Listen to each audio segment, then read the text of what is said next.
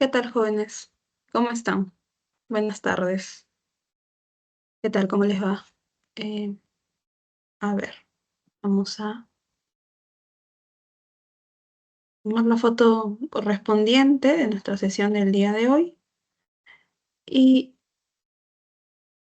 después inmediatamente voy a compartir mi pantalla para empezar con la clase, ¿de acuerdo? Un minuto, por favor.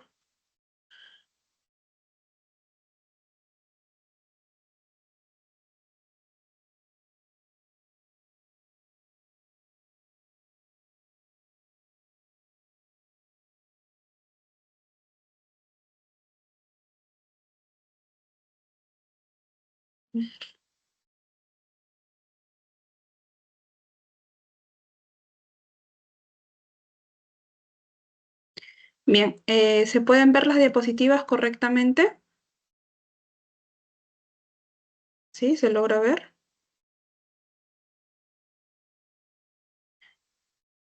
Bien. Eh, Bien, jóvenes, ¿cómo están? Buenas tardes. El día de hoy. Jueves 13 de junio. Ya vamos, estamos avanzando en el programa de nuestro curso de filosofía. Llegamos a la semana número 11. Bien. Y como ustedes pueden apreciar en sus pantallas, nos toca pues ver el tema de antropología filosófica. ¿Alguien se acuerda cuando nosotros vimos la primera semana? ¿No? La introducción prácticamente al curso. ¿Se acuerdan qué cosa estudiaba la antropología filosófica? ¿Qué nos puede hacer recordar la palabra antropología, el término en realidad, antropología filosófica? ¿Sí? Em, la antropología filosófica como disciplina eh, se hace muchas preguntas alrededor de la figura del ser humano, ¿no? Por eso eh, toma la palabra antropología, antropos, hombre, ser humano. Bien, es decir, nos vamos a preguntar, por ejemplo, por cuestiones como la naturaleza del hombre, la esencia del hombre mismo, cuál es el sentido de la vida del hombre, ¿no? Cuando tú te haces ese tipo de preguntas, pues estás introduciéndote en el campo de la antropología filosófica, precisamente. Bien, entonces vamos a ver qué problemas correspondientes a la antropología filosófica, ¿no? eh, nos toca revisar en esta sesión. No son muchos, solamente vamos a ver un par y vamos a ver las distintas posiciones, ¿no? Que tuvieron pues muchos filósofos a lo largo de la historia misma de la filosofía. Bien, entonces avanzamos,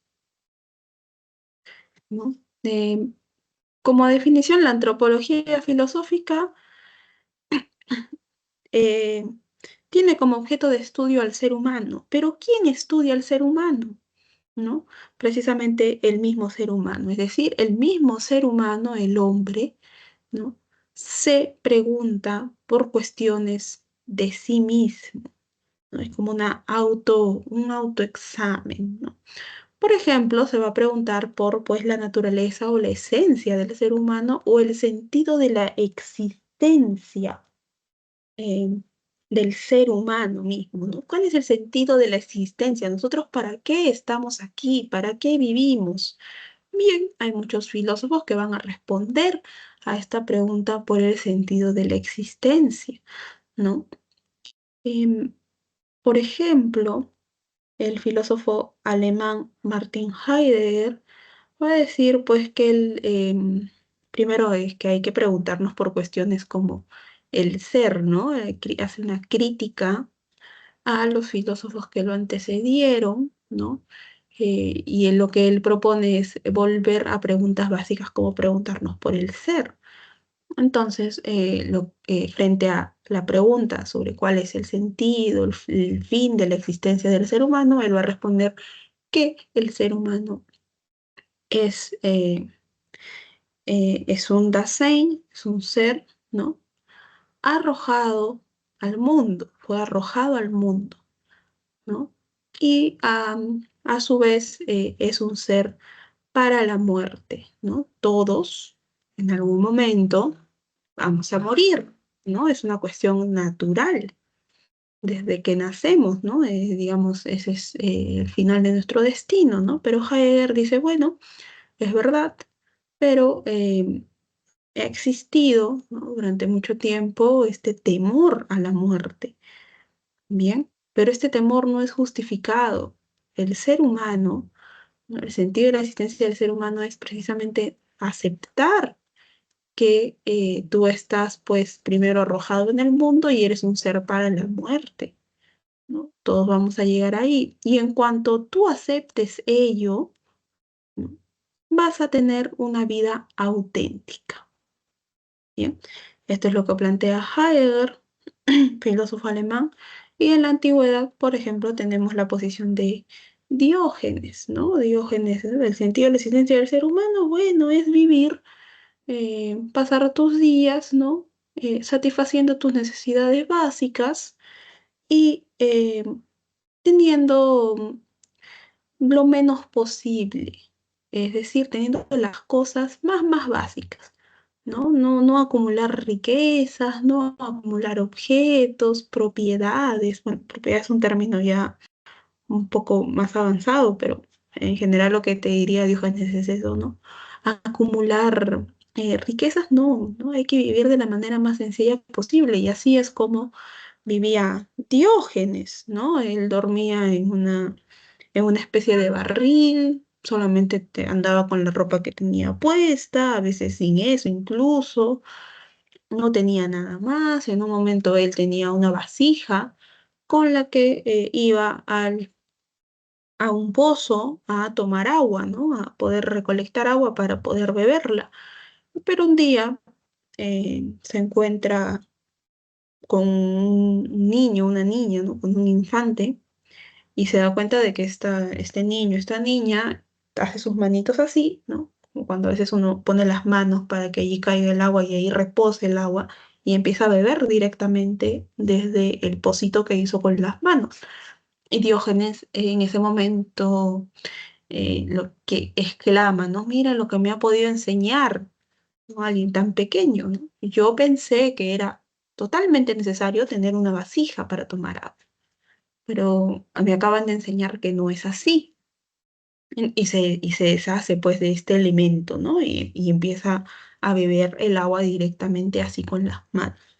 Bien, entonces para Diógenes, por ejemplo, eh, filósofo cínico, este sería el sentido de la existencia del hombre, del ser humano. Bien, la antropología filosófica pues se plantea preguntas básicas desde qué es el hombre, ¿no? ¿Qué cosa es el hombre? ¿Cómo podemos definir al hombre? ¿De dónde viene el hombre? ¿Hacia dónde va el hombre? ¿No? ¿Qué camino debe recorrer? Y por supuesto, si nos preguntamos por cuestiones como el sentido de nuestra vida, también nos podemos hacer preguntas sobre la muerte misma. Correcto, entonces engloba todas las preguntas relacionadas a la reflexión del ser humano, del hombre, sobre sí mismo. El hombre preguntándose por el hombre, por cuestiones específicas del hombre, pues.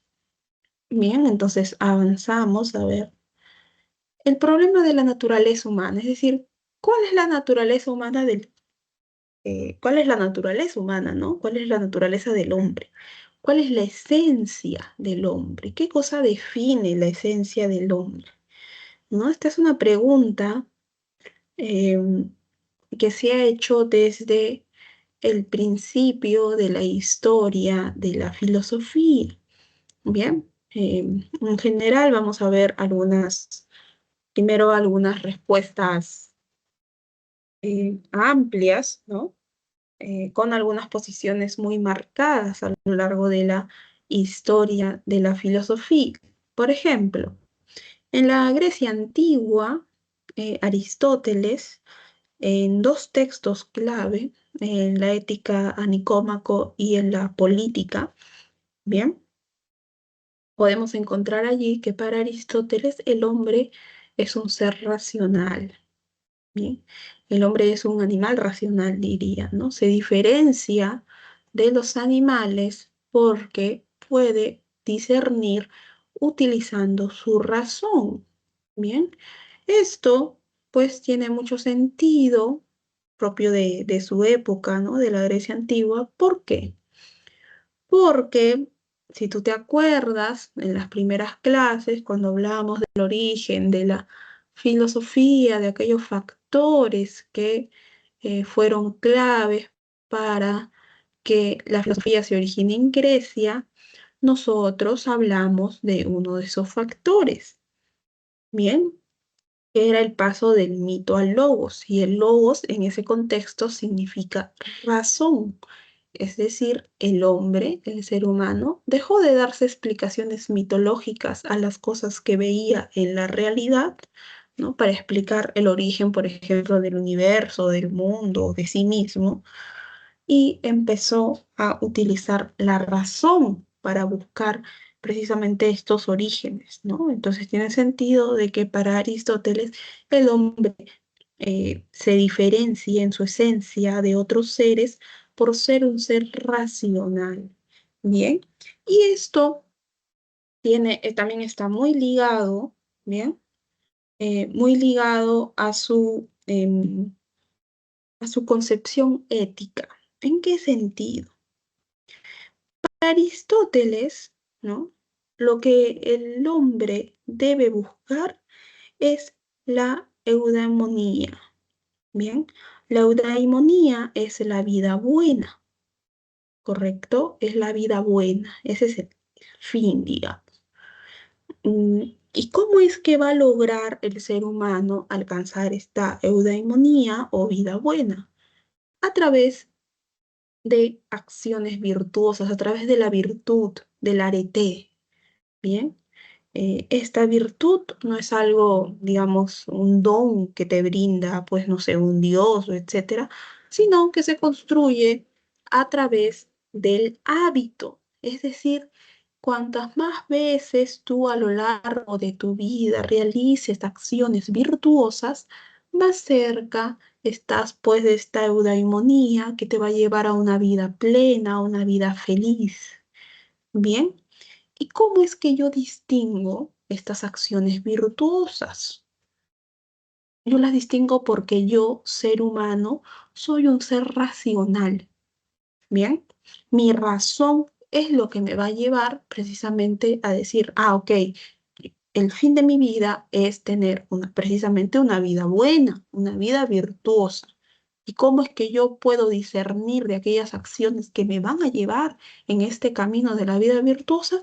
Precisamente mi razón, ¿no? Mi característica de ser un ser racional, ¿no? A diferencia de los otros seres que eh, se dejan llevar por instintos, etcétera, ¿no? Yo puedo discernir en ese momento, yo como ser humano, ¿correcto? Después, la posición judio-cristiana, obviamente, nos va a decir que la esencia del ser humano es dada por Dios o es Dios mismo, ¿no?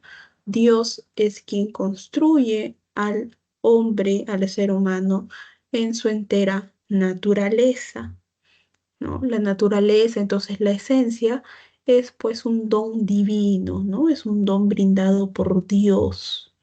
Dios define cómo es que se debe estructurar la esencia del hombre aquí en la tierra, ¿no? Y aunque nosotros no hemos visto por sí una sesión dedicada a la filosofía medieval, muchos filósofos de la época medieval, teólogos, se dedicaron pues a través de la filosofía, justificar o buscar un camino para demostrar precisamente la existencia de Dios y todos los dones, por ejemplo, en tanto en la naturaleza del hombre, Dios nos brinda.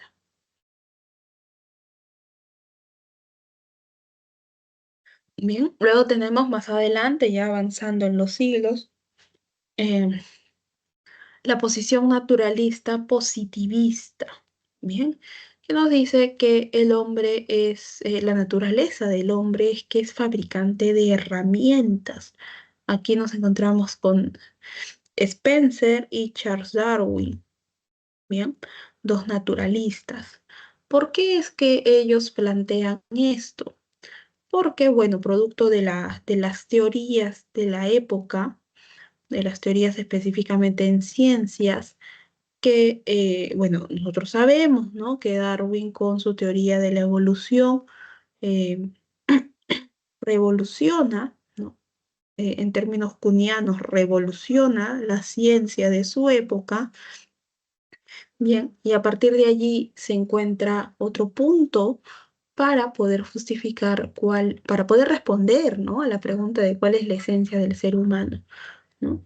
A lo largo de la historia de la humanidad, pues podríamos decir, según la posición positivista naturalista, a lo largo de la historia de la humanidad, desde su aparición, bien, el hombre ha fabricado, ¿no? Se ha visto en la necesidad de construir distintas herramientas para sus actividades. Por ejemplo, desde que era nómada, desde que vivía en estas cuevas, ¿no? Tenía que cazar. Poco a poco fue perfeccionando estas herramientas, ¿no? Desde la aparición de los primeros hombres, ¿no? Cada vez que se movilizaba a ciertos lugares, correcto, lo que hacía el ser humano era pues buscar la manera, por ejemplo, ya cuando el hombre se volvió sedentario, dedicarse a la agricultura, dedicarse a la ganadería. Para esto necesitaba herramientas, ¿no? Y a lo largo de la historia pues vemos que sí, que bueno, ahora ya no fabricamos este tipo de herramientas mucho más rudimentarias, pero el ser humano o las sociedades en general ahora pues se dedican a fabricar o a crear nuevas tecnologías, ¿no? A partir de el avance de la tecnología como las conocemos el día de hoy. Entonces, esta capacidad del ser humano, según la posición naturalista positivista, sería la esencia misma del hombre. Esto es lo que define al ser humano y lo diferencia de otros tipos de seres, ¿correcto? Por último, la posición espiritualista defendida por Max Scheler nos dice que la esencia del ser humano eh, es que eh, este se define porque es capaz de discernir y de alguna manera mm, negar, ¿no? Aquello que sus instintos le están pidiendo. Es decir, el ser humano es capaz de em, diferenciar, ¿no? Qué cosa es bueno de lo que no, a través de un espíritu, que después se va a convertir en una conciencia de sí mismo. Y a partir de esta conciencia de sí mismo, el ser humano como ser espiritual puede bloquear, ¿no? Esta parte biológica, netamente biológica de la que está compuesto, ¿bien? Puede rechazar sus instintos, ¿no? A diferencia de los animales que actúan sí o sí por instinto, ¿bien? Y esta capacidad del ser humano, por ejemplo, cuando alguna persona comete algún delito, ¿no? Y es juzgada, llevada ante la justicia, muchas veces lo que se quiere alegar es que cuando cometes, por ejemplo, algún, no sé, algo grave, ¿no? Un homicidio, em, cuando una persona comete este tipo de actos y es llevada frente a la justicia, ¿qué es lo que busca la defensa? Busca una reducción de pena o una anulación de pena o de juicio mismo, alegando lo siguiente, ¿no? Muchas veces digamos que lo que se quiere exponer es esto, ¿no? La persona en ese momento no sabía lo que hacía, ¿no? Estaba, no sé, alcoholizada, estaba bajo efectos de alguna droga, sufre algunas enfermedades mentales y en ese momento tuvo algún episodio, ¿no? Producto de estas enfermedades, etcétera, etcétera, ¿no? ¿Qué es lo que se quiere, a lo que se quiere apelar con esta defensa?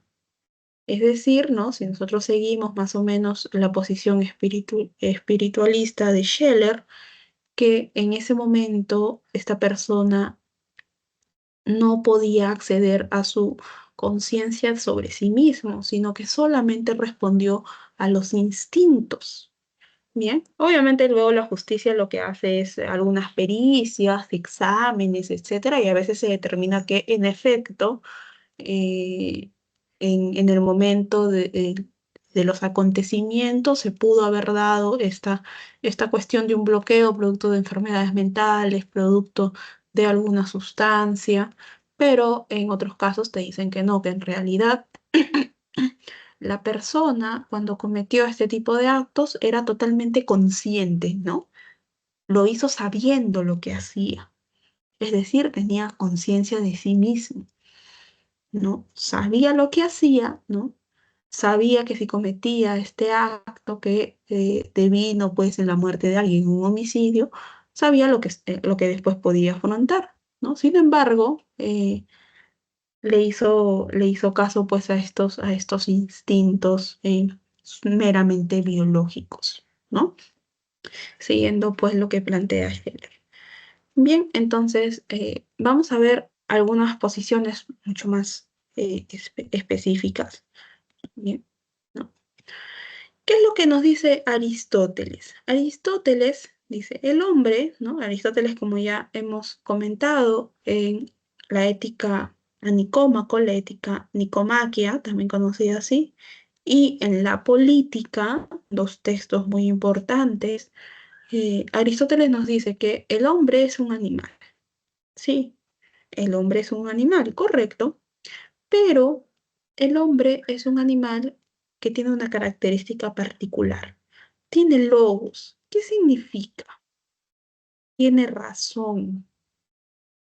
¿Los otros animales tienen razón?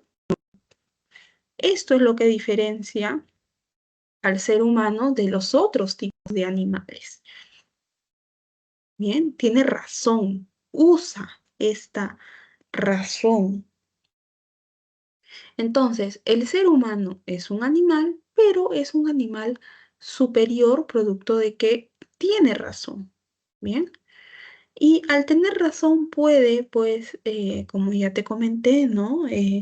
Por ejemplo, el ser humano puede diferenciar, ¿no? Los actos virtuosos de los que no lo son y seguir una vida virtuosa a través del hábito, a través de la repetición de esas acciones virtuosas, el hombre, pues, puede llegar a la vida buena, a la vida feliz, a la eudaimonía. Bien, ¿por qué? Porque hace uso de su razón. Aquellos hombres que a pesar de tener razón, no, no ejecutan este tipo de actos virtuosos, simplemente, o sea, poseen razón, pero no la utilizan en todo caso, ¿no? Además de ser un ser racional, bien, según Aristóteles, el hombre es un ser social. Es decir, el hombre vive en comunidad, ¿bien? En una comunidad. Utiliza, sobre todo en la política, este término de comunidad. Aristóteles. Eh, el hombre necesita vivir en una comunidad, ¿correcto? Por eso es que se agrupa, eh, bueno, en la época de Aristóteles podemos decir una polis, ¿no? Acuérdate, en la Grecia antigua nos hablan de polis, no de países, no de naciones, sino de polis, de ciudades griegas, ¿no? Y allí es donde pues ya luego Aristóteles propone su teoría política, la división de la polis, quiénes deben gobernar, cómo deben estar instruidos estos gobernantes, y también a través de la razón, del logos, es que cada miembro de la polis, ¿no? Tiene un lugar. Por ejemplo, para Aristóteles, Aristóteles justificaba la esclavitud, ¿no? Porque él decía que hay algunos hombres que merecen gobernar y otros que merecen ser gobernados. Entonces, es necesario que exista en la estructura política social un grupo de esclavos, ¿no? A la mujer también le daba una categoría menor que a los hombres. Todo esto ordenado a través de la razón, bien, la razón propia del ser humano. Además, pues como nosotros ya hemos visto en nuestra sesión dedicada a filosofía antigua, ¿no? El hombre es un ente, ¿no? Es un objeto que está dado en la realidad. Y como ente natural dado en la realidad, acuérdate que para Aristóteles solamente hay un mundo, el mundo material, bien, está compuesto pues de materia y forma, ¿no? Esta es la manera en la que se compone el ser humano. Materia, su cuerpo, y forma, ¿qué cosa? Nuestra alma racional. Bien. Eh, ¿Alguien se acuerda cómo se llama esta teoría de materia y forma en Aristóteles?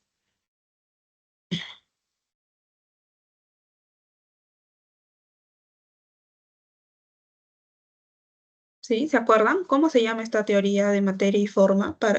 Es una teoría aristotélica propiamente.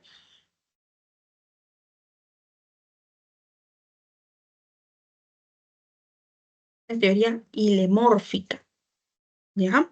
Materia y forma, ¿no? Todos los objetos dados en la realidad, en este mundo material, se componen de materia y forma. El hombre también, ¿no? Materia, un cuerpo y forma un alma, ¿no? Y además el alma, según para Aristóteles, no tiene las características del alma que sí poseía, pues, en la filosofía de Platón, ¿no? Acuérdate que para Platón el alma es inmortal, muere el cuerpo, el alma vuelve al mundo de las ideas, luego espera otro cuerpo, ¿no? Para poder venir. em, a través al mundo sensible, etcétera, ¿no? Para Aristóteles no, ¿no? Muere el cuerpo y el alma pues simplemente, no sé, se disgrega. Allí no tiene esta característica de inmortalidad que sí encontramos en la concepción platónica. Bien, entonces, a ver, avanzamos. Esta es la posición de Aristóteles respecto a la esencia del ser humano. Y avanzando en la época moderna, la filosofía moderna, nos encontramos con eh, lo propuesto por el filósofo francés René Descartes. Bien, si nosotros recordamos la sesión dedicada a filosofía moderna, ¿no? Sabemos pues que Descartes es un filósofo, es el padre de la filosofía moderna y además es el padre del racionalismo. Bien, eh, Descartes nos dice que el hombre se compone de dos cosas, ¿no? De materia, bien, y de algo que él llama sustancia pensante, que nosotros podemos traducir como razón, pensamiento o razón. Entonces, estas son dos cosas que componen al hombre, ¿no? Él cuando hace esta definición de las sustancias, esta clasificación de las sustancias. Entonces aquí encontramos dos sustancias o tipos de res, ¿no? La res extensa, que es la materia, la sustancia material, y la res cogitans, que es la sustancia pensante, la razón. Pero, aquí hay un pero, ¿no? Hay que tomar muy en cuenta esto para Descartes, tú ya lo sabes, ya lo hemos visto, ¿no? Cuando Descartes empieza a dudar de todo, ¿no? Voy a dudar de todo porque me he dado cuenta, dice, que muchas de las cosas que yo creía correctas, que yo creía verdaderas, me he dado cuenta de que en realidad no lo son, ¿no? ¿Cómo puede ser posible? Entonces él empieza a dudar de muchas cosas, ¿no? Duda de sus sentidos, porque muchas veces mis sentidos me han engañado y si me han engañado una vez, pueden engañarme, pues, muchas otras veces. Voy a dudar de aquello que capto a través de mis sentidos, ¿no? Voy a dudar porque también no sé a veces cuando estoy despierta, y cuando estoy soñando. Bien, voy a dudar de eso. ¿No? Duda de otras cosas, duda incluso de las matemáticas, de los cálculos matemáticos que pueda hacer. Justifican pues con esto con que puede existir un duendecillo maligno, dice él, bien, que siempre está esperando que yo haga algo, ¿no? Para poder llevarme hacia la equivocación. Entonces yo he dudado de todo, de las costumbres, incluso que he aprendido desde niño, ¿no? Dice Descartes. Pero ¿es verdad o no es verdad de que hay algo de lo que yo no puedo dudar? ¿Qué cosa es este algo? Precisamente después de que estoy dudando. No puedo dudar de que estoy realizando esta acción de dudar, ¿no? Y si dudo, no puedo negar que existo, porque para dudar necesariamente yo tengo que existir, ¿bien? Entonces, dudo, existo, y si existo, obviamente pienso. Por lo tanto, sobre todas las cosas, yo, ser humano, soy una cosa que piensa, dice Descartes, soy una cosa que piensa, soy una cosa que duda, soy una cosa que razona. Bien. Entonces, bien, el hombre es un compuesto de res extensa y de res cogitans, pero por sobre todas las cosas es aquello que piensa. Bien, es una cosa que piensa el ser humano, ¿no? Y esto obviamente eh, deviene pues de su filosofía racionalista, la filosofía cartesiana, donde se defiende sobre todas las cosas la posición de que nosotros somos algo que piensa y a través de la razón de este pensamiento, ¿no? Es donde podemos captar todo conocimiento acerca de la realidad.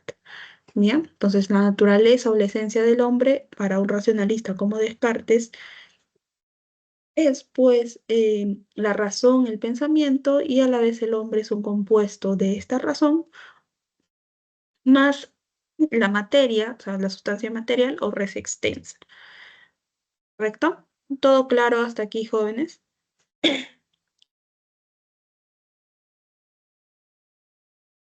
¿Sí? ¿Podemos seguir? Sí, por mi parte sí. Bien, gracias. Un minuto.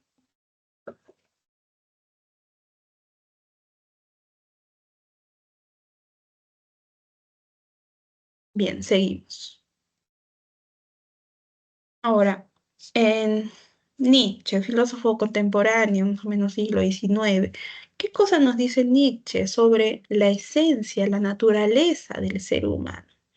Bien, para Nietzsche es importante dar cuenta de que el ser humano, bien, em, es un ser biológico que tiene instintos. Estos instintos son vitales, ¿no? Por eso es que Nietzsche va a defender eh, esta posición vitalista, se le conoce como filósofo, filósofo del vitalismo, ¿no? Nosotros poseemos instintos vitales. ¿Qué cosa quiere decir que nosotros poseemos instintos vitales? Instintos que nos llevan a querer preservar nuestra vida. Bien, nuestra vida es, es eso que nosotros tenemos, digamos, en la cúspide de una pirámide de cosas que queremos obtener, ¿no? Por sobre todas las cosas, vamos a querer preservar nuestra vida. Bien, este vitalismo eh, a la vez posee ciertos valores. Bien. Y esos valores, pues, son muy distintos, son todo lo contrario incluso a los valores que la cultura occidental nos ha impuesto. según Nietzsche. Por eso es que él realiza una crítica a esta cultura occidental y sobre todo al cristianismo, ¿no? Como el cristianismo niega precisamente esta naturaleza humana, ¿no? De siempre querer preservar, autopreservar nuestra vida por sobre todas las cosas y cueste lo que cueste. Y nos han dicho, por ejemplo, que nosotros tenemos valores, ¿no? Como la caridad, como que el hombre, ¿no? Según las escrituras, ¿no? Si alguien comete alguna acción contra ti, debes darle la otra mejilla y ese tipo de cosas, ¿no? El hombre, el ser humano debe ser piadoso, debe perdonar, etcétera, etcétera, ¿no? Estos valores cristianos, según Nietzsche, ha hecho pues que neguemos nuestra propia naturaleza, ¿no? Nuestros valores vitales, nuestros valores propios del vitalismo. ¿Cuáles son estos? El hombre por naturaleza, según Nietzsche, es ambicioso, siempre quiere más, es codicioso, ¿no? Estos son algunos de los valores del hombre, ¿no? Es orgulloso, ¿no? Por naturaleza lo es. Sin embargo, eh, la cultura occidental y sobre todo el cristianismo ha negado todo esto, ¿no? Por naturaleza el ser humano em, lo que quiere, lo que tiene es voluntad de poder. ¿Qué significa? Que para obtener aquello que quiere, que desea, va a desplazar a quien sea, ¿no? Esta es la naturaleza del ser humano.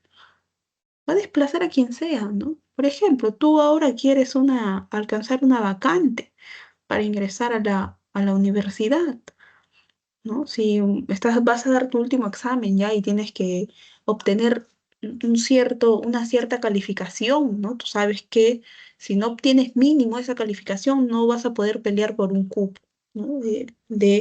Por una vacante, ¿no? La carrera que tú quieres ir, ¿no? Y justo en la fila tú te encuentras a una persona, ¿no? Que también va a la misma carrera que tú y te dice, pues, ay, es la última vez que yo voy a poder postular porque, no sé, mi familia ya no me quiere apoyar y espero poder eh, alcanzar una vacante, porque luego si no, no sé, no se le va a pasar cosas muy trágicas, ¿no? Ya no voy a tener opción de seguir una carrera universitaria, voy a tener que trabajar, porque en mi casa ya me están pidiendo pues que trabaje, etcétera. Y a ti te da mucha pena, ¿no? Pero tú tienes un objetivo, que es alcanzar una vacante, y esa persona va a la misma carrera que tú. ¿Tú qué haces? ¿Tú qué harías? ¿No? Te preguntaría Nietzsche. Tú responderías mal todas las preguntas de tu examen porque, ay, pobrecita esta persona se merece, ¿no? De repente yo ya el otro año hablo con mis papás para que me vuelvan a pagar la pre o me vuelvan a pagar el examen o me voy a otra universidad privada. No, te diría Nietzsche. Si tú sigues los valores vitales, tú vas a decir, no, mi objetivo en este momento es alcanzar esta vacante, acceder a una vacante y poder ingresar a la universidad a la carrera que yo quiero. Este tipo de cuestiones, ¿no? Este tipo de encuentros con estas personas no van a desviarme de mi objetivo, ¿no? Siguiendo a esta voluntad de poder propia del ser humano que siempre quiere de alguna manera ser mejor que otros, ¿no? Em, esto es lo que Nietzsche define como la esencia del ser humano, ¿bien? Em, pero Nietzsche después hace una diferenciación, ¿no? Cuando el hombre sigue las creencias religiosas, sobre todo el cristianismo, esta religión in- impuesta, ¿no? Incluso a la fuerza por Occidente, es un hombre débil, un hombre decadente, ¿bien? Un siervo, en todo caso, es un siervo, ¿bien? Cuando se despoja de todas estas creencias que solamente lo atrasan, va a llegar pues a ser un amo, un señor, ya no un siervo, ¿no? Iba a llegar a la figura del superhombre, ¿no? Que acepta, el superhombre es aquel que acepta su propia naturaleza eh, basada en los valores vitales, en la voluntad de poder, ¿no? Y por eso es que de esta manera este superhombre así encamina su vida y no le tiene miedo a una concepción que nos da Nietzsche y no le tiene miedo al eterno retorno. Es decir, el eterno retorno, repetir, ¿no? Repetir, ¿no? Volver a una vida, porque Nietzsche no tiene en la cabeza la idea de progreso, acuérdate, no la tiene, sino la idea de eterno retorno. Bien, a este superhombre, al haber eh, aceptado, bien, sus valores vitales, eh, si alguien le dice, bueno, y cuando tú mueras, no te va a importar luego, no sé, de repente volver a repetir todos los actos que has tenido en tu vida. No, no me importa porque yo sé que he actuado de acuerdo a mi propia esencia, que es el vitalismo, que son los valores vitales, que es la voluntad de poder. Y por lo tanto, no me importaría, ¿no? Esa aceptación, ¿no? Es el llegar, pues, a la construcción de un superhombre en la concepción de Nietzsche. Bien, entonces, hasta aquí todo claro, jóvenes, podemos avanzar. Sí. Bien, gracias. Entonces, avanzamos, ¿no? Marx, ¿qué nos dice Marx respecto a la naturaleza del ser humano? Bien, eh, Marx en su filosofía nos va a decir que el hombre, eh, la naturaleza que compone al hombre, se da a partir de sus relaciones sociales. ¿Y en dónde encontramos estas relaciones sociales? ¿No? Como tú ya te imaginarás, en, en su trabajo, sobre todo. Es decir, la manera en la que produce objetos, ¿no? En la época de Marx en una fábrica, ¿no? Un proletario produce objetos. ¿Qué cargo tiene también este hombre dentro, por ejemplo, de una fábrica, ¿no? ¿Cuál es la posición que desarrolla, ¿no? En la que desarrolla su trabajo? Eso hace parte de su esencia. Y también las relaciones sociales se dan a través de esta producción. Lo que se busca es satisfacer necesidades. Primero, necesidades básicas, bien, toda necesidad básica del ser humano. Y después satisfacer algunas necesidades accesorias, ¿no? Porque mm, tú, o bueno, si algunos aquí trabajan o conocen, pues, tienen familia, conocidos que trabajan, ¿no? Por un salario, por un sueldo, uno no solamente trabaja para satisfacer necesidades básicas, o no debería trabajar para solo cubrir necesidades básicas, sino también tienes otro tipo de necesidades, ¿no? Necesidades que no se consideran básicas, pero que son importantes, como por ejemplo necesidades de recreación, ¿no?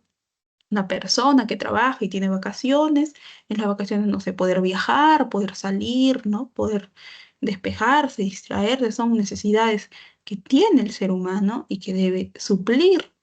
Bien, entonces, a través de qué papel desempeñas tú en esta ejecución de producir, bien, dentro, por ejemplo, del trabajo que tienes dentro de una fábrica y dentro de cómo llegas tú a satisfacer todo tipo de necesidades, primero básicas y luego las otras, allí es donde se construye tu ser social, diría Marx, ¿no? O sea, la esencia de lo que tú eres, ¿no? Como ser humano, es tu ser social. Es decir, este ser social, obviamente al ser social, no se va a construir con tú solo, tú sola, simplemente encerrado ahí si trabajas en una oficina, no, sino cómo te interrelacionas con los otros también. Bien, y a partir de la construcción de tu ser social, de esta esencia, vas a determinar tu conciencia social. Es decir, si te acuerdas la clase donde vimos la filosofía de Marx, ¿no? ¿En qué lugar estás ubicado tú dentro de esta construcción de una estructura y de una superestructura ideológica que contiene a esta estructura social? ¿No? ¿En dónde te ubicas a partir de las relaciones sociales que tú puedes desarrollar dentro, valga la redundancia, de la sociedad en la que te encuentras? Bien, primero nosotros definimos nuestro ser social a partir de acciones como la producción, es decir, a partir de nuestro trabajo y a partir de la satisfacción de las necesidades que se nos presentan. Tenemos primero nuestro ser social y a partir de la definición de ese ser social podemos determinar cuál es nuestra conciencia social, ¿no? En qué parte de esta estructura y superestructura ideológica, bien, ¿no? Esto tiene que ver con la ideología, nosotros nos encontramos. Bien, entonces esto es Marx, acuérdate el ser social definido por las relaciones sociales. Bien, avanzamos un poco más y llegamos a Ernest Cassirer. Cassirer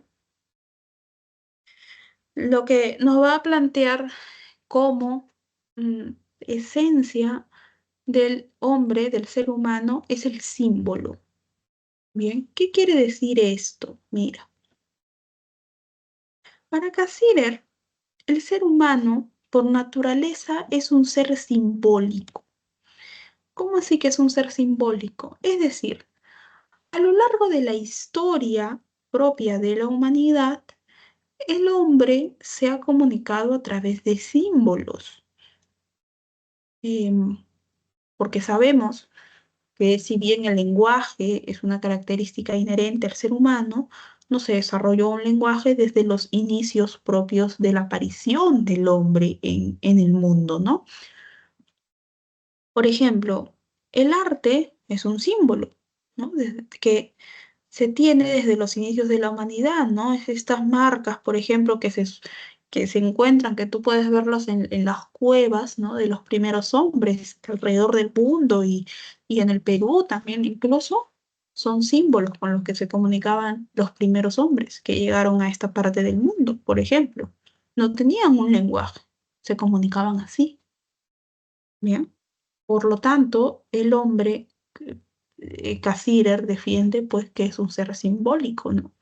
Luego, los mitos, nosotros ya hemos visto, ¿no? Antes de que nazca la filosofía, los mitos pues simbolizaban a los dioses, al acto de los dioses, cómo es que los dioses, los distintos dioses, creaban pues el universo, la tierra, etcétera, etcétera, ¿no? Es una manera de comunicarse con los mitos como un símbolo de creación, por ejemplo, ¿no? El lenguaje, bueno, qué duda cabe, el lenguaje también es un símbolo, ¿no? Las distintas lenguas que tenemos en el mundo, en el Perú, eh, ¿cuántas lenguas tenemos? Oficiales todas, tenemos cerca de 48 lenguas, si no me equivoco, además del castellano, las otras son lenguas originarias que tienen su propia manera de manifestarse y también pues su símbolo, ¿no? Su lenguaje. El lenguaje entonces también es un símbolo, ¿no? La religión posee símbolos, mira, ¿no? Si tú ves esta estrella de David, sabes qué religión está haciendo referencias. Si tú ves aquí la cruz, también sabes ya, no necesitan decirte más, solamente este símbolo, ¿no? La ciencia también posee símbolos, es decir, todo aquello que construye el ser humano, todo aquello que ha desarrollado el ser humano, se transmite a través de símbolos, ¿bien? Según Cassirer. Entonces, por ello, el hombre en esencia es un animal simbólico. toda acción realizada por el hombre se realiza simbólicamente. A partir de esta generación de símbolos, de estas formas simbólicas, diría Cassirer, ¿no? Es que se construye el mundo, ¿bien? Estos símbolos, pues, pueden ser captados a través de todos los sentidos, ¿no? De todos los sentidos que tiene el ser humano, ¿no? El lenguaje, la música, ¿no? No solamente por la vista o por el tacto. Bien, entonces para Cassirer, pues la esencia del hombre es que es un animal simbólico, es un ser simbólico, ¿no? Que todas las acciones que realiza se dan pues a través de símbolos, se dan simbólicamente, ¿correcto? A ver, entonces avanzamos. Por último, respecto al problema de la naturaleza del hombre, a la esencia, ¿no? De la naturaleza humana, tenemos la posición de Max Scheler, ¿no? Para Max Scheler el hombre es un ser espiritual. ¿Qué quiere decir que para Scheler el hombre sea un ser espiritual? ¿Nos está hablando de cuestiones de religión? No, ¿ya? Según Scheler, eh, primero el hombre tiene la capacidad de percibir, ¿bien? De captar, de conocer al mundo en su totalidad y de poder representar el mundo, ¿bien? Tiene esta capacidad de conocer la realidad y representarla en sí misma. Además es un ser espiritual, ¿por qué? Porque posee algo muy importante, posee autonomía y por lo tanto posee libertad, ¿bien? Y esto lo diferencia de el resto de seres, de los animales, ¿sí? Es un ser espiritual. Este espíritu, ¿no? Que así lo denomina Scheller, no lo tienen los otros animales. Los otros animales tienen independencia, tienen libertad. No, los otros animales están como atados a los instintos biológicos. Bien, el ser humano no tiene autonomía. Es decir, el ser humano posee algo que no poseen los otros animales. Posee autoconciencia. Bien, puede reflexionar sobre sí mismo, sobre las acciones que va a cometer, ¿no? Mientras que los otros animales no poseen, responden a instintos. Bien, eh, a pesar, pues, de que, por ejemplo, actualmente, ¿no? A veces hay muchas personas que de alguna manera quieren humanizar a sus mascotas, ¿no? Siguen siendo animales que responden a instintos. Por eso es que eh, ahora puedes ver algunos casos en donde animales que, según sus dueños, siempre han sido mansitos, siempre han sido muy tranquilos, ¿no? En un momento atacan a niños pequeños, atacan a personas adultas o atacan a otros animales mucho más pequeños, ¿no? Terminan pues desfigurando el rostro de niños, terminan matando animales más chiquitos, ¿no? Terminan atacando. Dañando a personas, ¿no? Ay, y los dueños pueden decir, no, pero eso nunca había pasado porque mi mascota es muy tranquila y se da cuenta, ¿no? De repente algo le han hecho. No es así. Este animal responde a instintos, ¿no? Responde a instintos simplemente, a su mera biología. Tú no puedes mm, concederle a estos animales, ¿bien? Esta capacidad que nos diría Heller, pues, de autoconciencia. O sea, tú no puedes juzgar, por ejemplo, a un animal que comete esto, ¿no? Por eso es que la multa a quién se le pone o alguna sanción, al dueño, a la dueña del animal. No llevas al animal frente a la justicia, porque no tiene este estado de derecho, ¿no? No es un ciudadano que se pueda juzgar. Juzgas al dueño, a la dueña, a la persona que, por ejemplo, lo dejó salir o lo estaba paseando sin correa, sin bozal, ¿no? Porque tú sabes que un animal, así tú digas que es muy mansito y es muy tranquilo, si es grande, si es una raza que puede atacar, debe sacarlo con su correa y con su bozal, ¿no? O sea, algo que nunca, que casi nunca se cumple. pero estos animales pues no poseen esta cuestión autorreflexiva que sí poseen los seres humanos, ¿no? Entonces, al tener espíritu, los seres humanos tenemos también esta autoconciencia.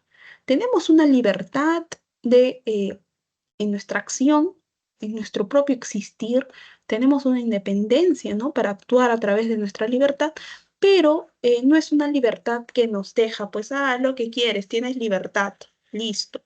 No, tienes una libertad para desarrollar, ¿no? Las acciones dentro de este mundo que tú has percibido, que has captado, eres independiente, tienes autonomía, pero esto está de alguna manera regulado por la autoconciencia. Tú sabes qué cosa es lo que puedes hacer, ¿no? Y qué acciones, por ejemplo, pueden recibir sanciones y cuáles están bien, ¿no?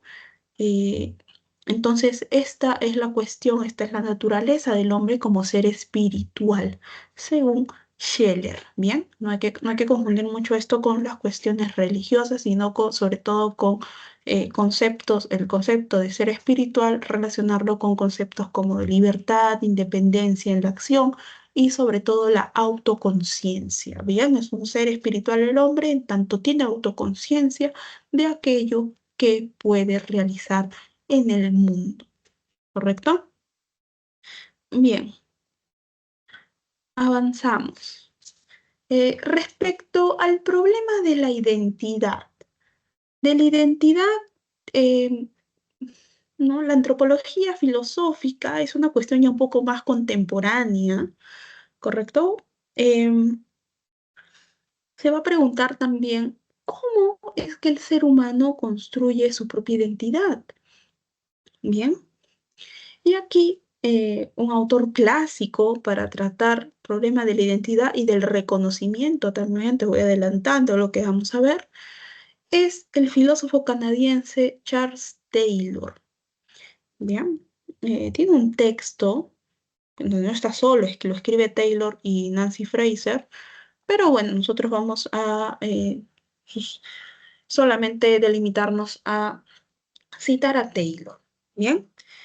Taylor tiene una formación, nacido en Canadá, Montreal, tiene una formación pues religiosa protestante sobre todo y a lo largo de su vida, Taylor, y esto es un contexto para después ver cómo es que construye su filosofía de identidad y reconocimiento, Taylor participa en su país en muchas, en el ámbito político, ¿bien?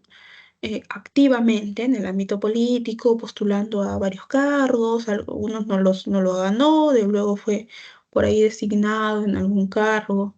Bien, entonces, a partir de esto, Taylor, a lo largo de sus textos, se hace la siguiente pregunta, ¿no?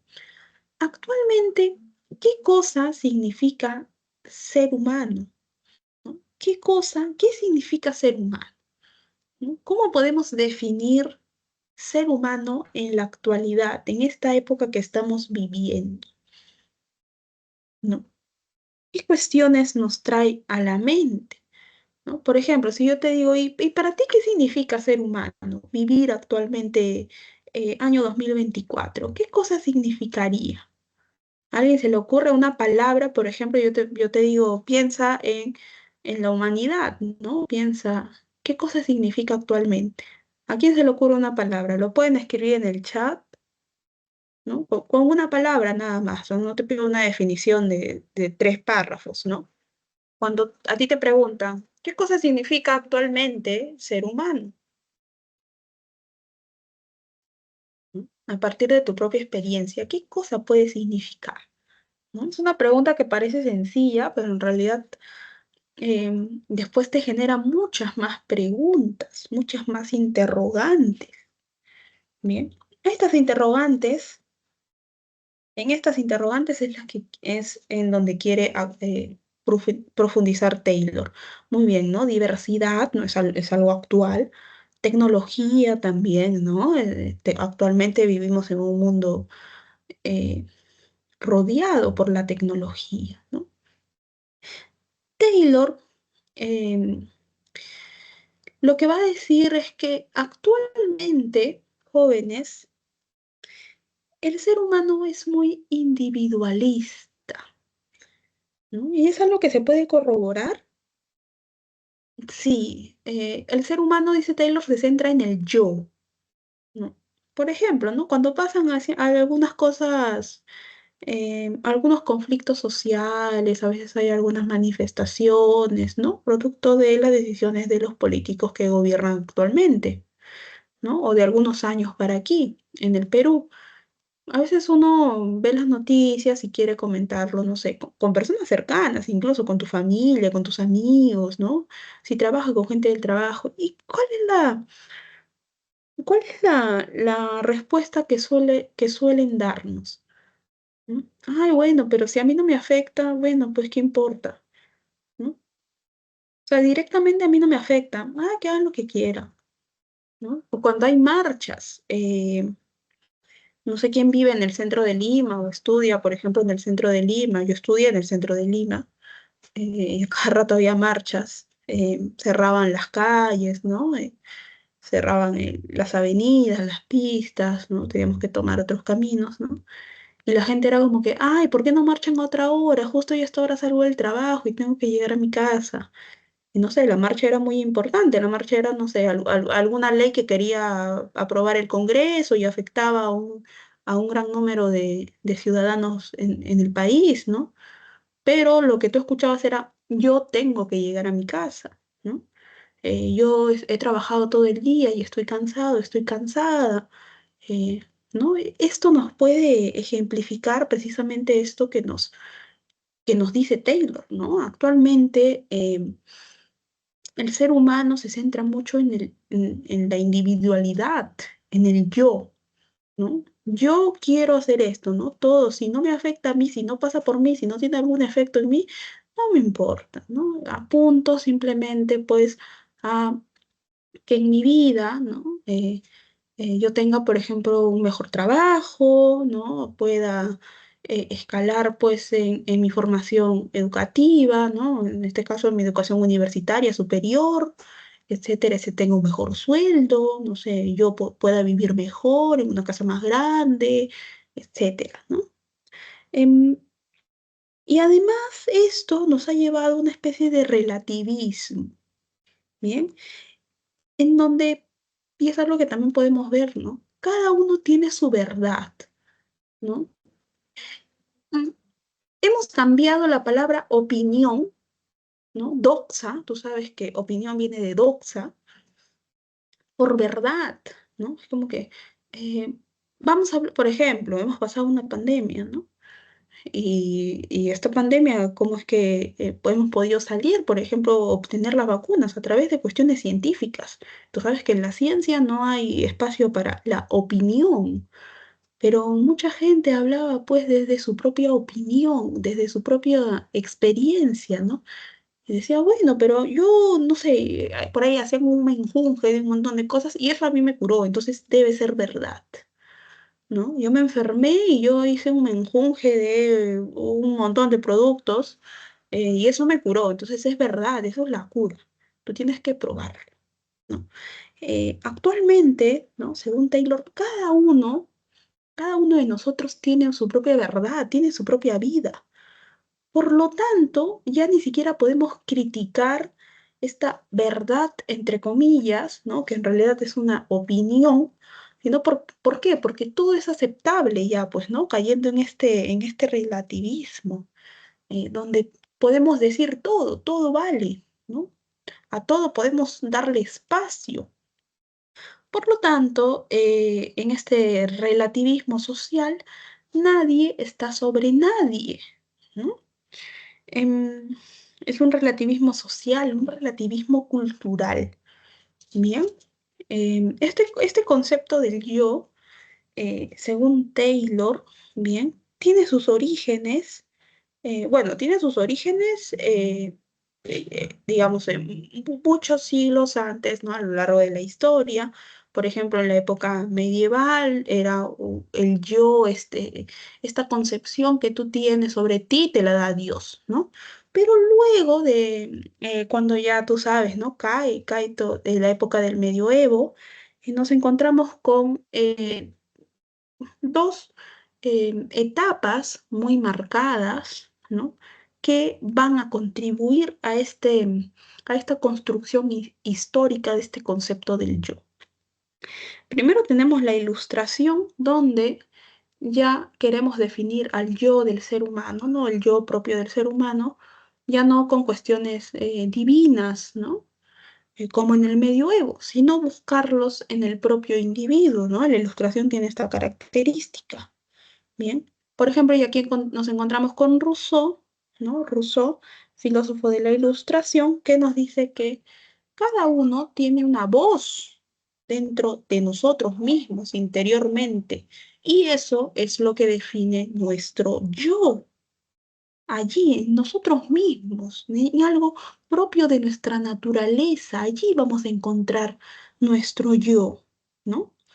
Luego, en el siglo XIX, ya en la época romántica, nos encontramos con un filósofo eh, llamado von Herder, eh, donde, bueno, él nos dice que cada ser humano tiene su propia medida. Cada uno de nosotros vive de manera particular, de manera original. Cada uno vive precisamente de manera única y nos compara, por ejemplo, compara al ser humano con una obra de arte, ¿no? La obra de arte busca la originalidad. Nosotros, así pues, buscamos nuestra propia manera de vivir que se ajuste a nosotros, a nuestro yo, buscamos nuestra originalidad, y estas dos posiciones lo que hacen es buscar un yo auténtico, ¿no? Que es lo que actualmente el ser humano quiere, ¿no? Buscar un yo auténtico donde respeten, por ejemplo, mi opinión, que es como mi verdad, es mi punto de vista, ¿no? Primero, esta esfera individualista lo que busca es precisamente un yo bien definido de manera original y auténtica, ¿no?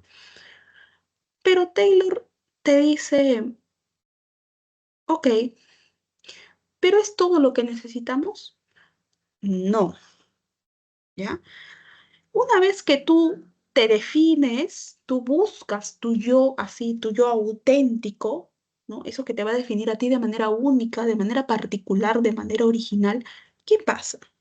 Te das cuenta de que no es todo, ¿bien? Allí no llegas, pues necesitas algo más. ¿Qué cosa es ese algo más que necesitas? Es esto, el reconocimiento. Eso necesitas, ¿bien? El ser humano, como parte de una sociedad, no solamente necesita definirse a sí mismo y ya, ¿no? Yo soy así, yo creo esto y tienes que respetarlo y punto. No, necesitas un reconocimiento. El individuo, el ser humano necesita sentirse reconocido, respetado, visto. Necesito que me vean. Necesito que el otro, ¿no? Se dé cuenta de que yo existo. Y mejor aún, necesito que vea este yo eh, auténtico, este yo particular que he construido y que he buscado, por ejemplo, dentro de mí mismo. Bien, porque si no lo reconoces, si el otro o los otros no reconocen, no me reconocen a mí, no me respetan, en el mejor de los casos, no sirve de nada que yo haya construido un yo, ¿no? Entonces, esta, mm, este concepto de reconocimiento responde a la pregunta, pues, ¿cómo es que me ven los demás? ¿No? Y esto suele pasar cuando tú tienes un amigo y te presenta a alguien nuevo, ¿no? Y conversan, ¿no? Por ejemplo, en una reunión. Y luego, ¿qué es lo primero que vas a conversar posteriormente con este amigo que te presentó, por ejemplo, a otro amigo o otra amiga, ¿no? Que tú recién conociste, ¿sabes?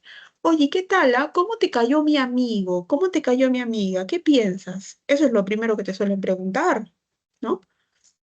Y tú ahí das tu apreciación, me cayó bien, o no, ¿sabes qué? No me cayó bien, no sé, estaba un poco raro, estaba un poco rara esta persona, ¿no? ¿Qué es lo que te están preguntando? ¿Cómo la reconoces en realidad, no? ¿Cómo lo ves? ¿Cómo la ves? ¿Qué te parece?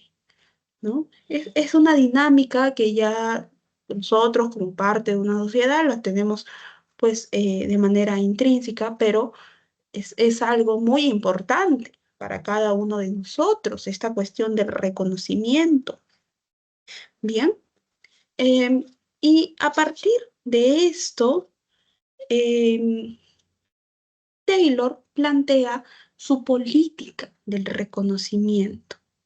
En toda sociedad, según Taylor, bien, em, nosotros como individuos, en primer lugar, es decir, como esta parte del yo que te conté primero, nosotros construimos una identidad, ¿bien?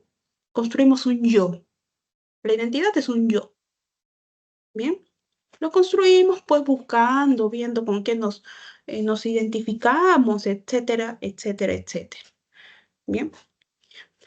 Pero esto no es lo único que nosotros buscamos. También buscamos un reconocimiento grupal, como parte de también, ¿no? Como parte de una sociedad, ¿no sé? Y esto es algo que suele pasar, ¿no? Desde los ejemplos más básicos, ¿no? Tú vas a ser pronto universitario, estudiante universitario, vas a ejercer una profesión. Y seguramente cuando tú egreses de la universidad, ¿no? Te titules, lo primero que vas a hacer, ¿qué cosa es? Para ejercer, por ejemplo, los que van a derecho, ¿no? Cuando ya tú tengas tu título de abogado o de abogada, vas a buscar tu colegio profesional. El trámite que tú haces para pertenecer al Colegio Profesional de Abogados de Lima o al Colegio Profesional de Abogados del Callao o a los colegios profesionales de abogados a lo largo de nuestro país es una especie también de reconocimiento. ¿Qué reconocimiento te están dando? Reconocimiento de que tú eres un profesional titulado, titulada en derecho, un abogado, una abogada y puedes ejercer tu profesión en territorio nacional. No sé si es en realidad en todo el territorio nacional o en Lima y Callao, no, pero en una parte del territorio puedes ejercer, ¿no? Estás reconocido como tienes un código de abogado, ¿no? Código del colegio de abogados. Los médicos, lo mismo, ¿no? Tienen un colegio, Colegio Médico del Perú. Hay muchas profesiones, no todas, por ejemplo, en este país, ¿no? Hay un reconocimiento propio, ¿no? Este es un ejemplo básico, ¿no? Pero Taylor apunta sobre todo a estos grupos no reconocidos dentro de una sociedad que exigen un reconocimiento. Bien, las minorías, ¿no?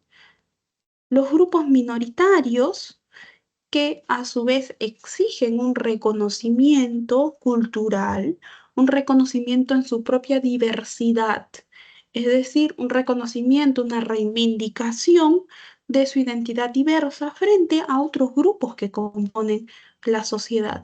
Este reconocimiento lo que le va a atribuir, que no debería, porque debería ser ya algo inherente a nosotros como ciudadanos, es, le va a conceder pues derechos y precisamente un respeto frente a la manera en la que ellos llevan su vida y un respeto en sus territorios, ¿no? En el Perú, por ejemplo, existen muchas minorías culturales, sexuales, eh, también minorías de género, ¿no? Y sobre todo grupos indígenas, ¿no? Como ya te había comentado, en el Perú existen muchas lenguas originarias, más de 40 lenguas originarias, todas ellas son lenguas oficiales, ¿no? Este reconocimiento de estas lenguas como lenguas oficiales, ¿qué es lo que ha hecho? Las ha puesto al mismo nivel del castellano y del quechua, que son las dos lenguas que tienen más hablantes en el Perú. pero no, el hecho de tener más hablantes del castellano y del quechua no quiere decir que sean lenguas superiores en nuestro país. Están al mismo nivel que otras lenguas.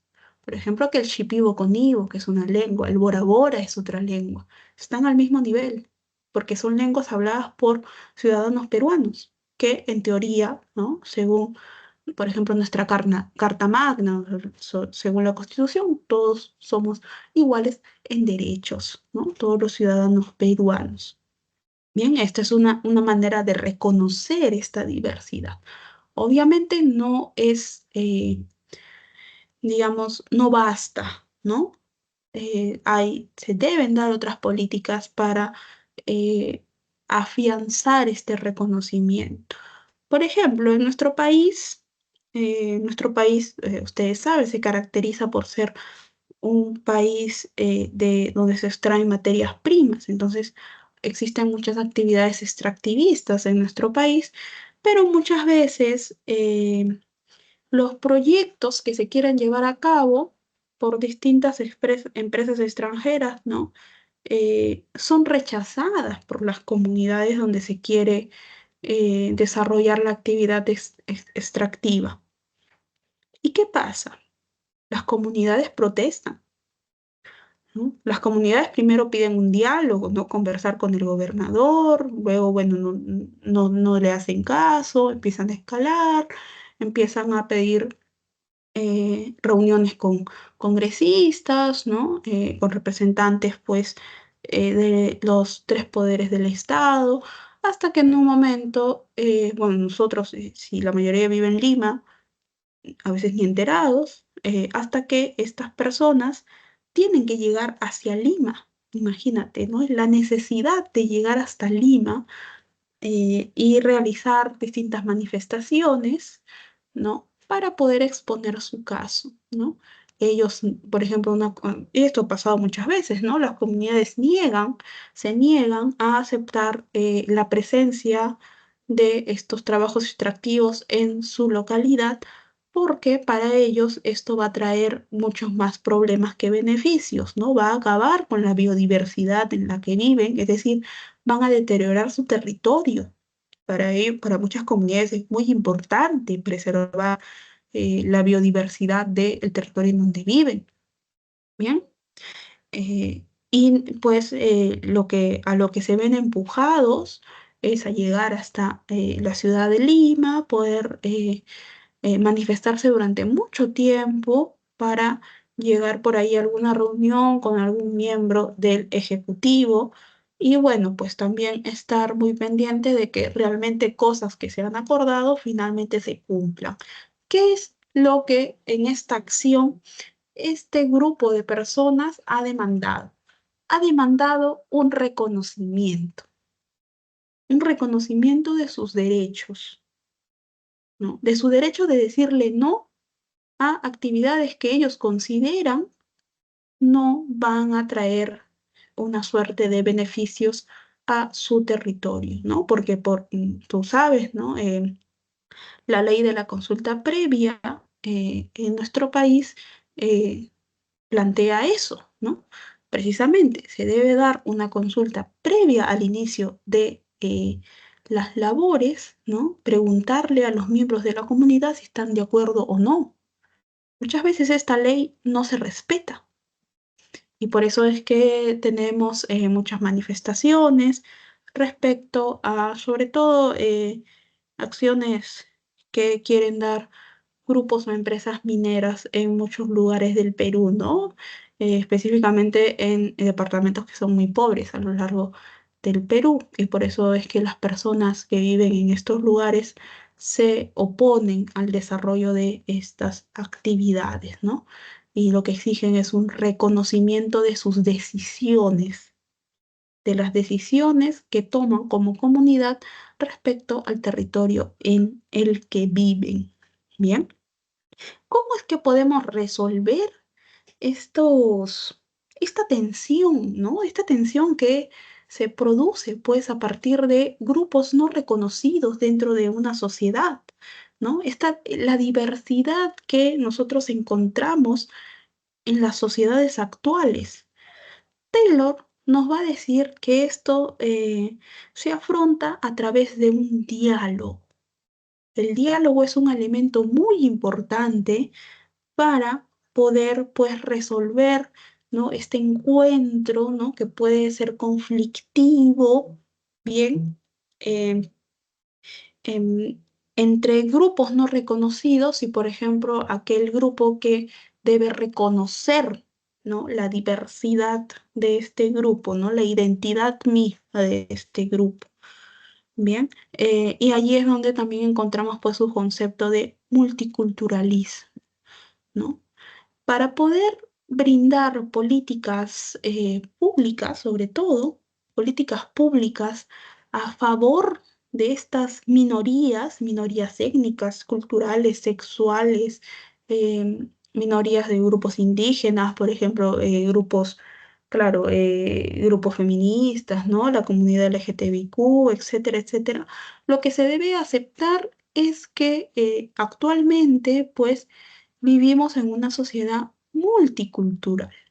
Todas ellas conviven, todas ellas se encuentran dentro de un territorio nacional, ¿no? En el Perú se está avanzando poco a poco en este concepto de multiculturalismo, ¿no? Porque durante mucho tiempo, y seguramente es algo que tú has escuchado, yo también lo he escuchado, ¿no? Desde que era muy pequeña. Eh, durante mucho tiempo en el Perú, jóvenes se ha negado esta concepción de multiculturalismo o también a veces utilizan la palabra pluriculturalismo, ¿no? ¿No? Es decir, somos muchas culturas entre sí. ¿Cómo es que se ha negado esta concepción en el Perú durante mucho tiempo? Se ha negado, jóvenes, a través de una palabra, la palabra mestizaje, ¿no? Cuando te preguntan, ah, ¿y tú? ¿No? Y tú, tú eres peruano, sí, sí, ¿no? ¿Y tú cómo te identificas? No, bueno, los peruanos somos una combinación de todo, somos mestizos realmente. ¿Qué significa ser mestizo? ¿No? En esta palabra de mestizo, ¿no? Identificarte como mestizo o como mestiza, muchas veces lo que se intenta, ¿no? Es de alguna manera borrar, ¿no? Precisamente este reconocimiento sobre todo a esta identidad, a la identidad indígena que tenemos muchos, ¿no? Ya se está avanzando, porque es una cuestión obviamente actual, ¿no? Es una cuestión que se va a dar en políticas que acepten esta multiplicidad de culturas dentro de un territorio, por ejemplo, en el Perú, ¿no? Poco a poco se está dando, no es algo sencillo, no se va a dar en el futuro próximo, seguramente va a tomar muchos años, ¿no? Por ejemplo, como los años que le tomó a el hermano país de Bolivia, ¿no? Cuyo nombre oficial es la República Pluricultural de Bolivia, ¿no? Reconociendo precisamente que dentro de su territorio, del territorio boliviano, existen muchas culturas, ¿no? Y que todas, ¿no? Todas están al mismo nivel, ninguna es superior a otra, ¿bien? Entonces, ¿no? Desde el nombre oficial, desde los artículos que se pueden encontrar en su constitución, se dan estas políticas de reconocimiento a la diversidad y al multiculturalismo dentro de una nación. Bien, jóvenes, hasta aquí todo claro. ¿Hay alguna pregunta? Hasta aquí terminamos la sesión de hoy y podemos ingresar a la resolución de los ejercicios de esta semana. ¿Todo claro?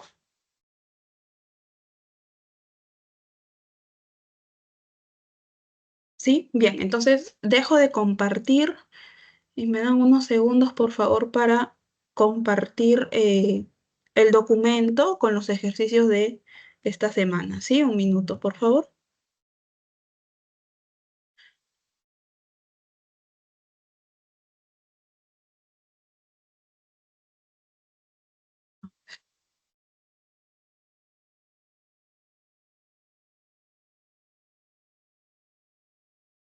Bien, ¿me confirman si logran ver el documento? ¿Se logra ver bien? Sí mismo. ¿Sí? Ok. Bien, entonces, a ver, empezamos. La lectura complementaria de esta semana nos dice, Taylor y Honneth han enfatizado la importancia del reconocimiento intersubjetivo de la identidad cultural como parte integrante del desarrollo de la autoconciencia moral de los individuos en las sociedades actuales. El multiculturalismo, a través de la categoría clave del reconocimiento, ha buscado la fundamentación de la nueva legitimación política basándose en el reconocimiento de los derechos culturales. De este modo, el multiculturalismo ha alcanzado dos importantes objetivos. Por una parte, la universal e igual dignidad sociocultural de las culturas y por otro lado, el reconocimiento y la tutela de la identidad única de los particulares grupos étnico-culturales. Sin embargo, la filosofía intercultural ha superado los límites del multiculturalismo y esto ha llevado a Panikkar a definir el diálogo como el arte de conocerse a sí mismo y al otro como conciencia que ambos conocimientos son incompletos. Nuestra cultura occidental ha estado dominada por diversos mitos, los cuales son más difíciles de cambiar que las ideas. Panikkar indica que el mitos tiene una vida más larga, tiene raíces más profundas y sutiles que el logos en los individuos y enseña cómo algunos mitos colectivos han sido peligrosos en formas de racismo o de nacionalismo. Por ejemplo, en los términos ariano o ario, hebreo, japonés, blanco, negro, o de antiterrorismo, entre otros. Según Panikkar, ningún hombre está por encima de su propia cultura, siendo imposible un contrato cultural a semejanza del contrato social, de manera tal que existen confines horizontales y verticales entre las culturas. De esta manera, según Panikkar, el diálogo nos lleva a la trascendencia y a la superación de nuestros límites culturales y horizontales. Evidentemente, desde su perspectiva, este diálogo sobreentiende el diálogo interreligioso por cuanto el alma de la cultura es la religión. Bien, este es un artículo. Bien, entonces, según la propuesta de Charles Taylor y los comentarios posteriores de Panikkar sobre la importancia del reconocimiento intersubjetivo en la identidad cultural, ¿cuál sería el resultado más significativo del diálogo intercultural en las sociedades actuales? Puede ser la consolidación de las culturas dominantes a través de la imposición de sus valores sobre las minorías, tal vez la promoción de una cultura homogénea que minimice las diferencias étnico-culturales para evitar conflictos, el reconocimiento y la valoración de la igual dignidad sociocultural de todas las culturas, facilitando la autoconciencia moral, la eliminación de todas las formas de expresión cultural para establecer un nuevo orden global en principios universales, o la creación de una única cultura global que absorba y reemplace las identidades culturales y particulares. Bueno, aquí nada, lo pusieron, mm, se nos pasó, ¿no? La alternativa correcta, jóvenes, es la letra C, ¿no? Eh,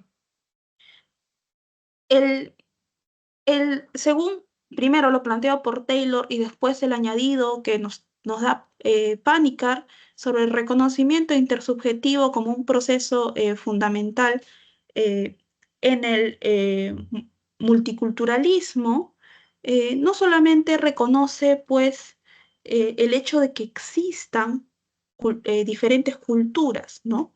Sino que aquí se debe dar igual dignidad, igual reconocimiento y valoración de todas las culturas. No existe una cultura superior a otra, ¿bien?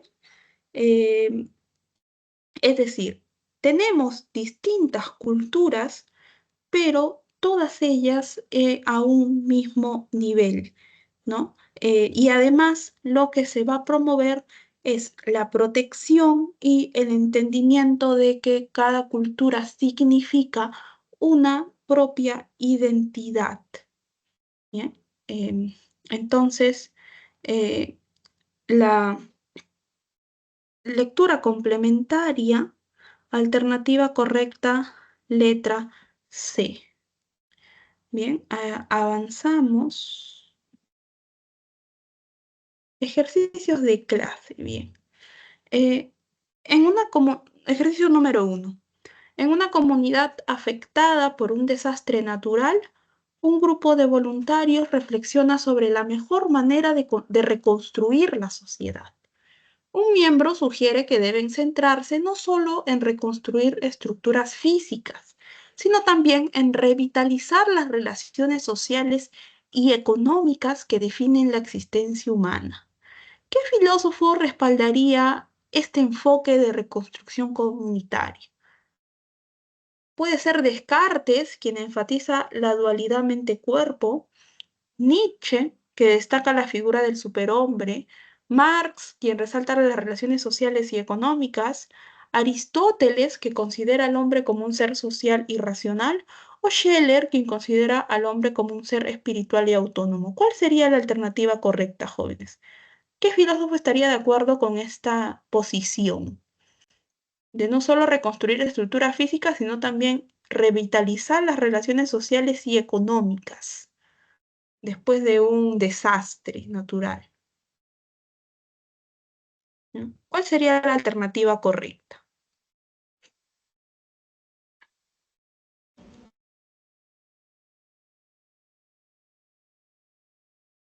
¿No? ¿Qué filósofo estaría de acuerdo en que después, por ejemplo, de un desastre natural, nosotros para poder reconstruir una sociedad debemos, pues, eh, reconstruir no solamente los edificios, las casas, ¿no? Sino también las relaciones sociales y económicas, porque éstas definen la esencia del ser humano, ¿no? La naturaleza del ser humano. ¿Quién estaría de acuerdo con esto? ¿No? ¿Qué filósofo habla de, nos dice que el ser social se define pues por sus relaciones sociales y también por sus relaciones de producción, es decir, sus relaciones económicas? ¿Qué filósofo defiende esto? Marx, ¿no? Acuérdate, Marx, ¿no? Alternativa C. Marx nos dice que las relaciones sociales y de producción, es decir, las relaciones sociales y económicas, son las que definen el ser social del hombre, ¿no? Cómo es que se relaciona. Bien, entonces, eh, ejercicio número 1, alternativa correcta, letra C. Avanzamos. Ejercicio número 2. Un equipo de desarrollo de software está diseñando una nueva aplicación de redes sociales que permite a los usuarios interactuar mediante el uso de símbolos y representaciones gráficas en lugar de textos. ¿Qué filósofo afirmaría que esta aplicación capta una dimensión esencial de la naturaleza humana? Puede ser Nietzsche, Descartes, Marx, Tassirer o Aristóteles. ¿Qué filósofo estaría de acuerdo con este nuevo software, ¿no? Donde tú te puedes comunicar a través de símbolos, ¿no? Sí, correcto, ¿no? Cassirer. Acuérdate que para Cassirer el ser humano es un animal, es un ser simbólico. O sea, imagínate, tú cuando chateas con tus amigos y solamente se comunican a través de emojis, Cassirer estaría fascinado con eso, ¿no? A mí me hablan así, no entiendo, pero Cassirer estaría fascinado viendo cómo es que ahora te puedes comunicar, ¿no? Vía distintas aplicaciones solamente a través de ciertos emojis, ¿no? Casi le diría, ah, ves, yo tengo razón, ¿ves? El hombre es un ser simbólico por naturaleza. Mira cómo te puedes entender, ¿no? Totalmente, no necesitas poner ni una letra, puros dibujitos, ¿no? Casi estaría de acuerdo. Bien, bien, entonces, pregunta número 2, alternativa correcta, letra D. Ejercicio número 3. Una universidad está revisando su currículo para asegurarse de que refleje una gama diversa de perspectivas culturales. Existe un debate sobre si se deben incluir cursos que se centren específicamente en la historia y la cultura de los grupos indígenas y grupos minoritarios. ¿Cuál sería la postura de Charles Taylor respecto a la inclusión de estos cursos? ¿No? Según lo que hemos visto, ¿qué cosa sería correcta con la posición de Taylor? ¿No? Puede ser incluir cursos centrados únicamente en la cultura mayoritaria para evitar confusiones, ofrecer materias de grupos indígenas solo como optativos y no como parte del currículo principal, incluir cursos que reflejen una diversidad cultural, incluida la de los grupos indígenas y minoritarios, excluir cualquier grupo que no se alinee con la visión occidental del conocimiento o enfatizar únicamente en las teorías universales, evitando perspectivas culturales específicas. ¿Con cuál de estas alternativas estaría de acuerdo Taylor para incluir en la nueva currícula de una universidad, de una carrera? ¿No? ¿Cuál creen que sería la posición que defendería Taylor o alguien, por ejemplo, que es afín a Taylor, ¿no? Por ahí un docente que le gusta Taylor y está de acuerdo con sus planteamientos, ¿no? ¿Qué posición defendería?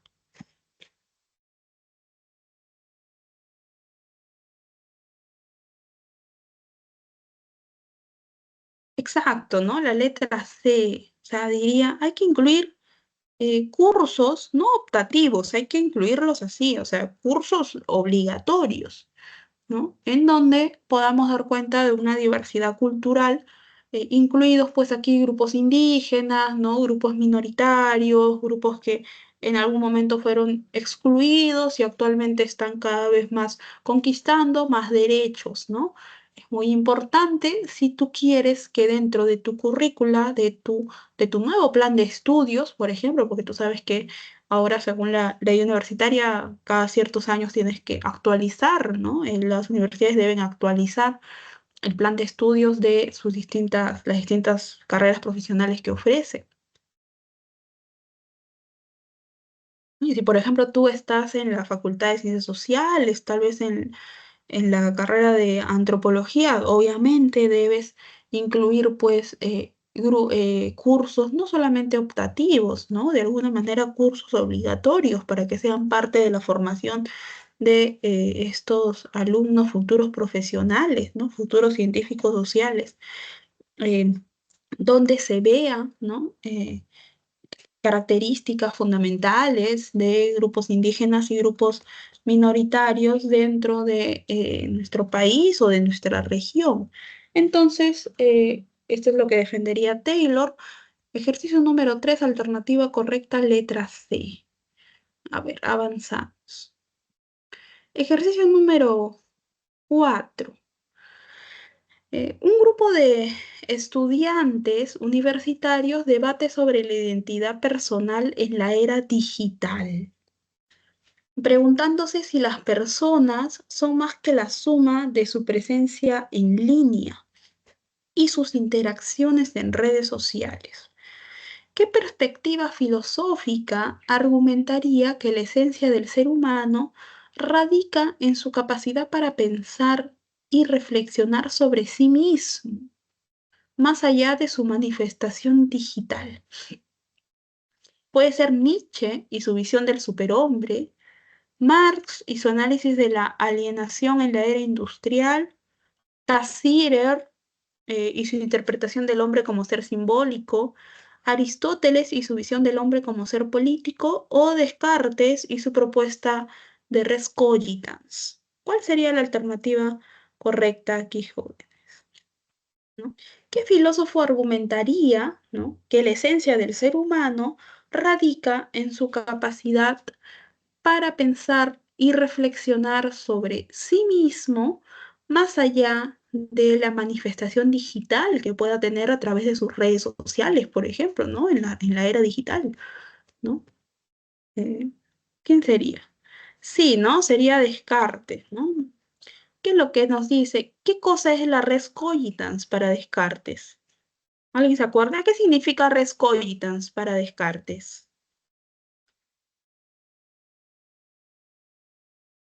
¿Te acuerdas cuando clasifica las sustancias? La ¿Qué cosa es? sustancia pensante. La sustancia pensante, muy bien, ¿no? Acuérdate, para Descartes, el hombre se compone de res extensa, cuerpo y res cogitans, la sustancia pensante, ¿no? La razón. Pero por sobre todas las cosas, el hombre es una cosa que piensa, ¿bien? Acuérdate cómo es que él empieza, pues, ¿no? Cada paso, paso a paso de su duda metódica y pues llega a la conclusión, ¿no? A su prima filosofía, a su primera filosofía, es decir, la base de todo su sistema filosófico. Pienso, por lo tanto existo, por lo tanto yo soy una cosa que piensa, por sobre todas las cosas. Lo que me define es mi capacidad para pensar, para razonar, más allá de que yo pueda tener, por ejemplo, pueda yo comunicarme a través de las redes, ¿no? Pueda, no sé, ahora los chicos son, utilizan distintos canales para comunicarse, ¿no? Hay amistades que se forjan de manera digital, no necesitan encontrarse de manera física, ¿no? Ya, todo eso Descartes diría, porque alguien puede decir, bueno, ahora esto es lo que define al ser humano, ¿no? Ya que estamos en una era digital, ahora ya no necesitas entablar ni relaciones amicales o hasta amorosas, ¿no? Simplemente por la red. Y Descartes, filósofo racionalista, diría, bueno, es algo que se da, sí, es propio de la época, sí, pero eso no es lo que define la esencia propia del ser humano. Lo que define al ser humano es su capacidad para razonar, para pensar, porque por sobre todas las cosas, el ser humano es una res cogitans, es una cosa que piensa. Bien, entonces, ejercicio número 4, alternativa correcta, letra E. Ejercicio número 5. Atenemos. En un taller sobre liderazgo y desarrollo personal, ¿sí? Se debate sobre la importancia de desarrollar la autoconciencia y la capacidad de autodeterminación como medio para alcanzar el éxito personal y profesional. ¿Qué filósofo diría que estas cualidades son lo que verdaderamente distingue a los seres humanos de otros seres? Puede ser Descartes, quien argumenta que la existencia se confirma a través del pensamiento. Puede ser Marx, quien ve al ser humano definido por las condiciones económicas o sociales. O Aristóteles, quien identifica al hombre como un ser racional y como un ser político. Tal vez Nietzsche, que promueve la idea de superar las limitaciones humanas para llegar hacia el superhombre, o Max Scheler, quien concibe al hombre como un ser espiritual que se distingue por su libertad y autoconciencia. ¿Qué filósofo es el que tomaría estas cualidades como la autoconciencia y la capacidad de autodeterminación como aquello que distingue a los seres humanos, al hombre, de otros seres? ¿Cuál de estos filósofos diría, sí, es verdad, ¿no? La autoconciencia y la capacidad de autodeterminación es algo propio del ser humano que no poseen otros seres? ¿Quién sería? ¿Mm? Descartes, Marx, Aristóteles, Nietzsche o Scheler, ¿no? Nietzsche. ¿Qué nos dice Nietzsche? Nietzsche nos habla de autoconciencia y de autodeterminación, ¿no? ¿De qué nos habla Nietzsche? No, no, Nietzsche nos habla de valores vitales, ¿no? De valores precisamente propios del ser humano, mm, que en su momento fueron apartados, fueron sustituidos por los valores cristianos, ¿no? Él por eso realiza esta crítica a la cultura occidental y al cristianismo, ¿no? Los valores reales del ser humano son los valores vitales, son valores como el ansia de poder, el simple querer más, ¿bien? Por eso defiende el vitalismo, valores que nos llevan a desear, por sobre todas las cosas, la autoconservación. ¿No? Y si vivimos bajo estos valores vitales, vamos a llegar pues a la figura del superhombre, ¿no? El superhombre, vamos a dejar de ser este hombre débil, ¿no? Que sigue los valores cristianos, si seguimos los valores vitales, llegamos a la figura del superhombre, ¿no? Entonces, no, Nietzsche plantea otra cosa. Exacto, ¿no? Scheller. Acuérdate que Scheller dice que el hombre es un ser espiritual.